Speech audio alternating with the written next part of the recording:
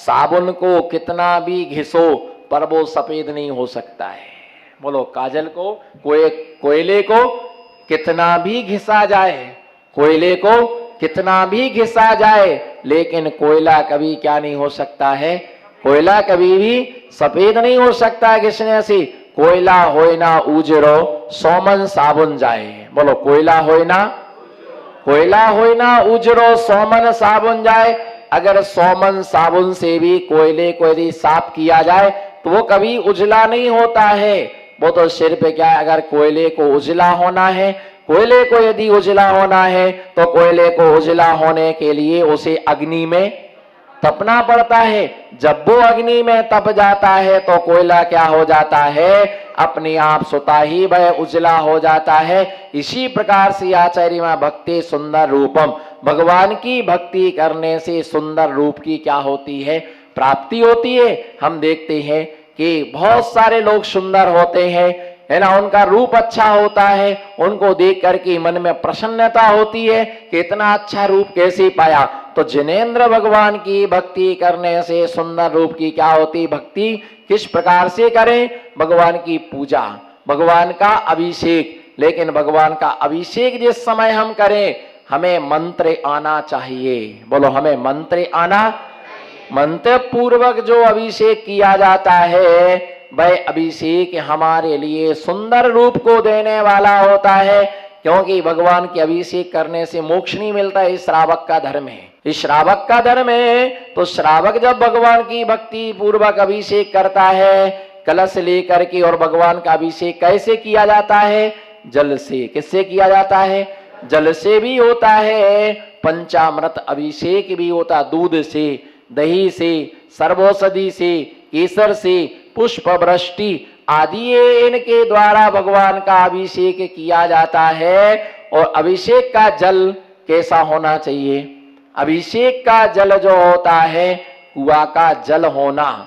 यदि कुएं की व्यवस्था नहीं है तो बोर के पानी से, पर ऐसा विकल्प नहीं करना कि भगवान का अभिषेक हम बोर के पानी से कैसे करें, है ना, उसको छान करके, है ना, उसकी बिलछानी जहां उसका पानी जा रहा वहां पर डाल दीजिए, उसकी बिलछानी उसमें चली जाएगी। और भगवान का अभिषेक पानी को क्या करना, छानना। बोलो, पानी को क्या करना, छानना। छानने के बाद, बोलो, छानने के बाद कच्चे पानी से अभिषेक करना या पक्के पानी से अभिषेक करना। बोलो, कच्चे पानी से या पक्के पानी से। पक्का पानी का मतलब क्या होता है, पके हुए पानी का मतलब ये होता है कि जिस पानी को अच्छी तरह से क्या कर दिया गया है, गर्म कर दिया गया है। जिस पानी के लिए गर्म कर दिया गया, ठंडे पानी से भगवान का अभिषेक नहीं होता है। लौंग डालने की व्यवस्था अपवाद मार्ग है, राजमार्ग है ना। लौंग डाल करके भगवान का अभिषेक करना, इलायची डाल करके, सौंफ डाल करके, है ना, फिर पानी को प्रायश्चित कर लेना, ये राजमार्ग नहीं है, ये अपवाद मार्ग है। जहां पर पानी गर्म करने का साधन ना मिले वहां पर लौंग डाल करके पानी को प्रायश्चित करना। लेकिन नगर में है, गैस भी है, सब कुछ है, कौन करे, प्रमाद, आलस, प्रमादी आलसी कौन करे पानी गर्म, रहने तो दो, चलता है, कौन देख रहा है, केवल ज्ञानी देख रहा है। चिंता मत करो, तुम्हारा भी अगर तुम कच्चे पानी से अभिषेक करते हो तुम्हारा कोई काम पक्का नहीं होगा, सारे काम क्या होंगे, तुम्हारे कच्चे ही रहेंगे, सारा काम कच्चा होगा, कोई भी तुम्हारा कार्य पक्का नहीं हो सकता है ना। इसलिए क्या करूं, है ना, सारे काम पेंडिंग में पड़े हैं, करो कच्चे पानी से अभिषेक। प्रमादी का प्रमाद करो, है ना। लौंग से प्रायश्चित कर रहे, पानी प्रायश्चित करने की व्यवस्था तब बताई गई है जब गर्म पानी करने का क्या ना हो, साधन ना हो। और अधिकतर ये देखा जाता है, पानी भर के लाए, एक चरी पानी लाए और उसमें एक लौंग डाल दी, बस एक लौंग डाल दी, हो गया, प्रायश्चित हो गया। नहीं भाई, ऐसा जल प्रायश्चित नहीं माना जाता है। उसके लिए गर्म करना, क्या करना, उसके लिए पानी के लिए गर्म करना। गर्म पानी से ही भगवान का, अगर कच्चे पानी से आपने अभिषेक किया और वो आप मुझे देंगे तो मैं गंधोदक नहीं लूंगा, मैं गंधोदक नहीं लूंगा, क्योंकि मैं कच्चे पानी का स्पर्श नहीं करता हूं। है ना। कच्चे पानी का दिगंबर महामुनिराज उपयोग नहीं करते हैं, प्राशुक पानी का ही प्रयोग करते हैं, प्राशुक पानी का ही है ना उपयोग करते हैं। कच्चे पानी का उपयोग दिगंबर महामुनिराज नहीं किया करते हैं। इसलिए ध्यान रख के चलना, प्राशुक पानी से ही भगवान का अभिषेक होना। बोलो, जोर से बोलो। ये श्रावक का धर्म है। कच्चे पानी से करते हो या गर्म पानी से करते हो? बोलो। हाचू हाचू बोलवानो, खोटो बोलवानो नहीं। तुम्हारे में आचार्य महाराज विराजमान है, निर्ग्रंथ मुनिराज विराजमान है और शास्त्र तुम्हारे सामने रखा है। बोलो, कौन से पानी से अभिषेक करते हो? कच्चे पानी से अभिषेक करते हो। क्यों करते हो? ये भी पाप बंध का कारण है। जितना तुम्हें अभिषेक का पुण्य नहीं लगता है, इतना उतना तुम्हें पाप लगता है, क्योंकि छने हुए पानी की मर्यादा कितनी है? बोलो। पंडित साहब, उनको मत समझाओ, इधर बोलो, इधर बोलो। बोलो, छने हुए पानी की मर्यादा कितनी है? छने हुए पानी की मर्यादा कितनी है? बोलो। छने हुए पानी की मर्यादा, जोर से बोलो और जोर से बोलो। पीछे कुछ बहरे लोग बैठे, उनको सुनाई तो दे कम से कम। बोलो। छने हुए पानी की मर्यादा 48 मिनट हुई। जब से तुमने छाना तब से उसका नियम लागू हो गया, और जब तक तुम्हारे मंगलाष्टक पढ़ा, पढ़ते रहे, फिर ये पढ़ा वो पढ़ा, फिर 3 जापें करी, क्योंकि चंपालाल जी नहीं आए अभी। चंपालाल जी जैसे आ गए तो फूलालाल जी नहीं आए हैं, उनको आने सबका इंतजार करते रहे। 48 मिनट के बाद में अभिषेक क्या हुआ? प्रारंभ हुआ। तब तक पानी क्या हो गया? तब तक पानी क्या हो गया? तब तक पानी अनछना हो गया। आपने लौंग डाल दी, 6 घंटे की मर्यादा होगी। आपने यदि मान लो मर्यादा बनाई है तो 6 घंटे से ज्यादा उसकी मर्यादा नहीं रहती है। इसलिए पानी को थोड़ा गर्म करने पर 6 घंटा, 2 बार उबाल आने पर 12 घंटा, 3 बार उबाल आने पर 18 घंटा, और पानी में 4 बार उबाल आने पर, पानी में 4 बार उबाल आने पर उस पानी की मर्यादा 24 घंटे की हो जाती है। कितने घंटे की मर्यादा हो जाती है? 24 घंटे की मर्यादा हो जाती है। इतना खर्च होता है, एक गैस सिलेंडर लाके रख दो। सेठ साहब जी, एक गैस सिलेंडर मंदिर में ला करके रख दो, है ना, जिससे पानी क्या होने लग जाए? जिससे पानी प्राशुक होने लग जाए, जिससे पानी गरम होने लग जाए। गरम पानी से ही भगवान का क्या होता है? अभिषेक होता है। ठंडे पानी से भगवान का क्या नहीं होता है? ठंडे पानी से भगवान का अभिषेक नहीं होता है। ठंडे पानी से भगवान का क्या नहीं होता है? ठंडे पानी से भगवान का अभिषेक नहीं होता है। प्राशुक पानी से ही भगवान का क्या होता है? अभिषेक होता है। उससे ही करना चाहिए। और अगर ठंडे पानी से अभिषेक करते हो, श्रावक धर्म से पतित हो। श्रावक धर्म से, बोलो, श्रावक धर्म से पतित हो, आलसी हो, प्रमादी हो, है ना। वो पानी रखा रहा अनछना पानी, जिसने गंधोदक लगाया, जिसने अभिषेक किया, जितने जीव मरे, है ना। एक बूंद में कितने जीव हैं? बोलो गौरव भैया, एक बूंद में कितने जीव? असंख्यात, है ना। एक बूंद में असंख्यात जीव है। ये जैन दर्शन का दृष्टिकोण है। ये जैन दर्शन का दृष्टिकोण है। अगर हम वैज्ञानिक दृष्टिकोण से देखें तो एक बूंद में 36,450 जीव हैं। कितने जीव हैं? मालूम, एक बार बिलछानी अगर तुम्हारे द्वारा बगर जाए, क्या? इधर देखो, एक बार अगर तुम्हारे द्वारा बिलछानी बगर जाए तो मालूम उसके लिए कितना प्रायश्चित होता है। एक बार जीवानी तुम्हारे द्वारा बगर गई तो उसका प्रायश्चित क्या होता? पूछो। हे गुरुवर, हाथ जोड़ो। हे गुरुवर, प्यारे प्यारे गुरुवर, हंस के कस के बोलो, दुखी होके मत बोलो। कोई चंदा थोड़ी मांग रहा है, बोलियां थोड़ी लग रही है आपके यहां पर। ऐसे लोग बैठे जैसे तीसरे में आए हो। गुरुवर, प्यारे प्यारे गुरुवर, अच्छे अच्छे गुरुवर, एक बार बिलछानी बगरने का पाप क्या है? बिलछानी समझते? पहले ये बताओ, बिलछानी समझते? जीवानी, जो पानी को छानने के बाद उल्टा छन्ना करके, एक बार यदि तुम्हारे द्वारा बिलछानी बगर गई है तो उसका पश्चाताप ये होता है, 84,000 मुनियों को आहार दान देने से वो पाप नष्ट होता है। कितने? विचार करो, बोलो कितने? जोर से बोलो कितने?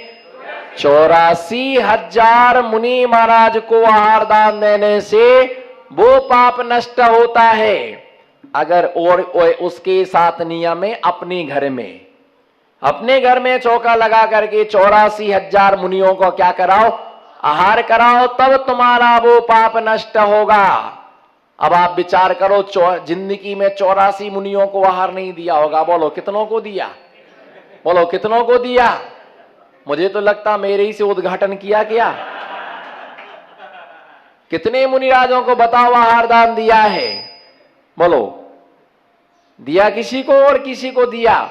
हाँ, जो हमारे गांव में आ गए, नमो सिद्धाड़म, जो हमारे गांव में आ गए, बोलो जो हमारे गांव में आ गए, उनको घर में चौका लग गया तो पड़गाहन करके आहार दान दे दिया, और नहीं आए तो नमो सिद्धाड़म, अठे से आया अठे से गया। बस कही हमारा तो चौका ही नहीं है, हमारा तो चौका ही नहीं है। तुम्हारा चौका नहीं है तो तुम क्या आहार दान नहीं दे सकती हो? क्या चौका नहीं है, धोती दुपट्टा भी नहीं है कि तुम्हारे घर पर, फिर आहार देने क्यों नहीं आए? क्यों नहीं आए बोलो? बस यही सोचते हमारा क्या नहीं है, हमारे घर पर चौका नहीं है, इसलिए हम किसी घर पर चौका तुम लगाती ना। तुमने अपने घर पर चौका नहीं लगाया, अपने साथ में कुछ सामग्री लेकर के, है ना, दूसरे के घर पर आप आहार दान देने के लिए जाती और आहार कराते, है ना। एक बार बिलछानी गिरने पर आप सोचो कितने बार बिलछानी को गिराया, असंख्यात बार, जितने बार पानी छान करके हुई निचोड़ देती, उस बिलछानी के लिए उसके लिए शुद्ध नहीं करती। भैया ध्यान रख के चलना, 84,000 मुनि महाराज को आहार दान देने से वो पाप धुलता है। कदाचित संभव ना हो, कदाचित, बोलो कदाचित संभव ना हो, बोलो कदाचित, जोर से बोलो कदाचित संभव ना हो, तो एक ऐसे जोड़े को आहार कराएं, एक ऐसे जोड़े को आहार कराएं, बोलो एक, ध्यान से हामरो, ध्यान से हामरो, एक ऐसे जोड़े को आहार कराएं, बोलो एक ऐसे जोड़े को आहार कराएं, जोर से बोलो एक ऐसे जोड़े को आहार कराएं जो अखंड ब्रह्मचर्य धर्म का पालन करता हो, जो अखंड ग्रस्त होकर के, शादीशुदा होकर के जो अखंड ब्रह्मचर्य धर्म का पालन करता हो, एक ऐसे जोड़े को आहार कराओ, भोजन कराओ, तो तुम्हारा पाप क्या हो जाएगा? धुल जाएगा। लेकिन हे स्वामी, कैसे पता चलेगा कि एक कपल दोनों अखंड ब्रह्मचर्य धर्म का पालन, कैसे पता चलेगा ये दोनों अखंड ब्रह्मचर्य धर्म का पालन करते हैं? वो कौन से श्रावक श्राविका होंगे जो अखंड ब्रह्मचर्य धर्म का पालन करते होंगे? ध्यान रख करके चलना। कुमार अवस्था में, कुमारी अवस्था में कुमार ने शुक्ल पक्ष का नियम लिया और कुमारी ने ग्रस्त बाल्य अवस्था में कृष्ण पक्ष का नियम लिया। दोनों का अचानक विवाह हो गया।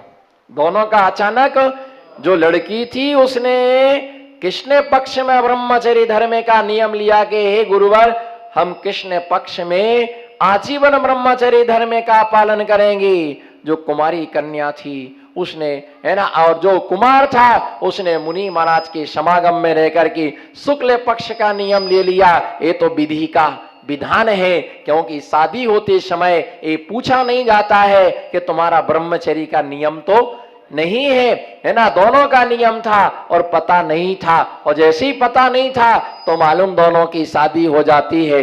पहली रात जब भोग सैया पर दोनों पहुंचते हैं, शुक्ल पक्ष चल रहा था, तो मालूम उसने कहा कि मैं अभी विषय सेवन नहीं कर सकता हूं, है ना, कारण मेरा शुक्ल पक्ष का मेरा नियम चल रहा। तो कुमारी ने बतलाया नहीं कि मेरा कृष्ण पक्ष का नियम है, ये दिन निकलने दो। जैसे कृष्ण पक्ष का समय आया, बोलो जैसे कृष्ण पक्ष का समय आया, और कृष्ण पक्ष का समय आया तब उसने, दोनों भोग सैया पर पहुंचते हैं और हमारा शुक्ल पक्ष का नियम है ना, हमारा कृष्ण पक्ष का नियम है। उन्होंने कहा अच्छा, तुम्हारा कृष्ण पक्ष का नियम, हमारा शुक्ल पक्ष का नियम है। जब दोनों का नियम है, अब विषय सेवन तो हो ही नहीं सकता है। तो फिर अनियम में आव्रत में ने कृष्ण पक्ष का ले लिया, लड़की ने शुक्ल पक्ष का ले लिया। एक सेठ की बहू के द्वारा बिलछानी बगड़ गई तो उसने गुरु से पूछा इसका प्रायश्चित क्या होगा, है ना। उसने कहा 84,000 मुनियों को आहार दान देने से, 84,000 मुनियों को आहार दान देने से, है ना, भोजन हो जाता है। जैसी भोजन संपन्नता की ओर होता है ना, भोजन पूर्ण होता है और वो सारा बंधा हुआ चंदेवा क्या हो जाता है, सफेद हो जाता है। वो समझ लिया मानूंगा कि चलो तुम्हारा पाप कुछ ना कुछ तो धुल ही जाएगा, लेकिन वो भी संभव नहीं हो पाता है। मैं तो कहता वर्षों से जो यहां रह रहे होंगे तो अभी उन्होंने 84 मुनिराजों को आहार दान नहीं दिया होगा। अब कई लोग तो जाकर के आज गिनती लगाएंगे, फलाना माना जाया था, ढीकड़ा माना जाया था।